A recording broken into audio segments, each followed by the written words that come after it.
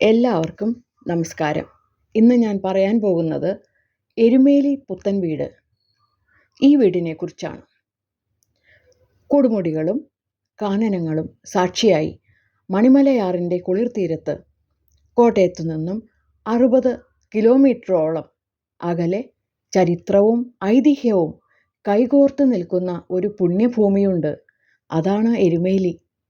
ശബരിമല തീർത്ഥാടക പാതയിലെ ആദ്യത്തെയും ഏറ്റവും പ്രധാനപ്പെട്ടതുമായ ഈ ഗ്രാമം കേവലം ഒരു വിശ്രമസ്ഥാനമല്ല, അത് മണികണ്ഠൻ്റെ അവതാര ലക്ഷ്യത്തിന് പൂർത്തീകരണമുണ്ടായതും മതസൗഹാർദ്ദത്തിൻ്റെ പാരമ്പര്യം ഊട്ടിയുറപ്പിച്ചതുമായ ഒരു ഉണർത്തുപാട്ടാണ്.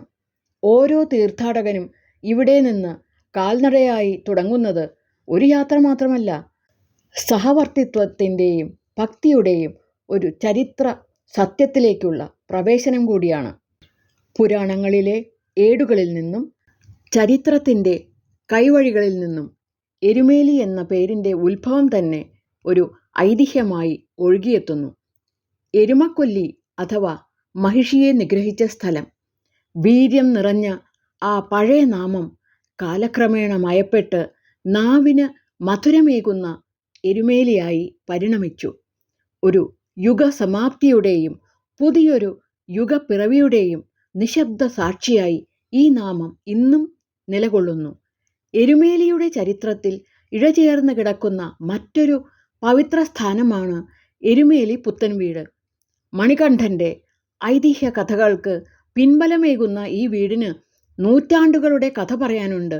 മഹിഷിയുടെ ഉപദ്രവത്താൽ ജനജീവിതം ദുസ്സഹമായ കാലം. അവതാര പിറവിയെടുത്ത മണികണ്ഠൻ തൻ്റെ അവതാര ലക്ഷ്യം പൂർത്തിയാക്കാൻ എരുമേലിയിലെത്തി. കൊടും വനത്തിലൂടെ നടന്നു തളർന്ന മണികണ്ഠൻ അല്പം വിശ്രമം തേടി. ദൂരെ അകലെ മുകളിലായി കണ്ട വിളക്കിൻ്റെ പ്രഭ പിന്തുടർന്ന് ചെന്നെത്തിയത് പുത്തൻ വീട്ടിലെ ഒരമ്മയുടെ അടുത്താണ്. വിശന്നു വന്ന ബാലന് അമ്മ ശിവപൂജയുടെ പവിത്രമായ നിവേദ്യം സ്നേഹത്തോടെ നൽകി.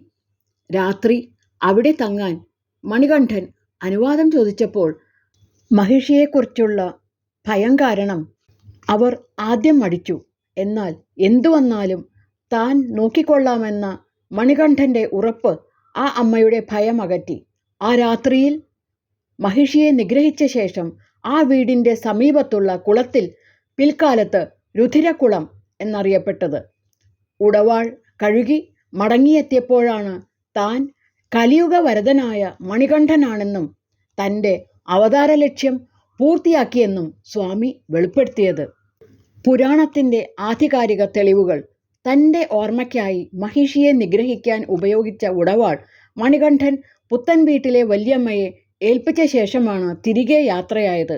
ഈ ഐതിഹ്യം ഇന്നും എരുമേലിയിൽ ജീവിക്കുന്നു എന്നതിന് തെളിവുകളുണ്ട്. പുത്തൻ വീട്ടുകാർ 1000 വർഷങ്ങളായി തലമുറകളിലൂടെ ഒരു നിധി പോലെ കാത്തു സൂക്ഷിക്കുന്ന ആ ഉടവാളാണ് ഇതിലെ പ്രധാന സാക്ഷി.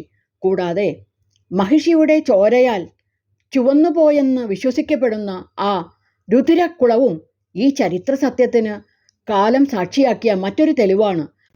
പണ്ടുകാലങ്ങളിൽ മൃഗങ്ങളിൽ നിന്നും മറ്റും രക്ഷ നേടാൻ വീടുകളുടെ തറകൾ വളരെ ഉയരത്തിലാണ് നിർമ്മിച്ചിരുന്നത്. 4 അടിയിലേറെ ഉയരത്തിൽ തറ നിർമ്മിച്ച് അതിനു മുകളിലാണ് പുത്തൻ വീട് നിലകൊള്ളുന്നത്. വീടിൻ്റെ തറ ഇപ്പോഴും ചാണകം മെഴുകിയാണ് ശുദ്ധി ചെയ്യുന്നത്.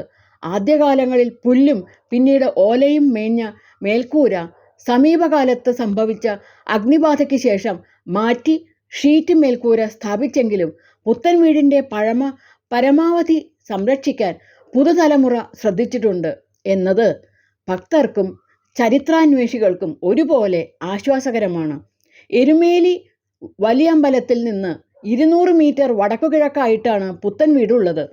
മണ്ഡല മകരവിളക്ക് കാലത്ത് കലിയുഗ വരദനായ അയ്യപ്പൻ്റെ കാലടികൾ പതിഞ്ഞ ഈ പുണ്യസ്ഥാനം സന്ദർശിച്ച് ചരിത്ര സ്മാരകമായി നിലകൊള്ളുന്ന ഉടവാൾ വണങ്ങി ആയിരക്കണക്കിന് തീർത്ഥാടകരാണ് അനുഗ്രഹം നേടുന്നത്.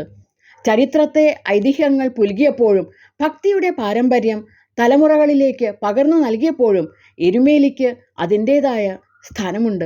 അയ്യപ്പൻ്റെ പാദസ്പർശമേറ്റ ഈ പുണ്യഭൂമി ഓരോ തീർത്ഥാടകനും നൽകുന്നത് കേവലം കാനനപാതയുടെ തുടക്കം മാത്രമല്ല, മറിച്ച് വീര്യവും ഭക്തിയും സഹവർത്തിത്വവും അലിഞ്ഞു ചേർന്ന ഒരു കാലഘട്ടത്തിൻ്റെ വെളിച്ചം കൂടിയാണ്. നന്ദി.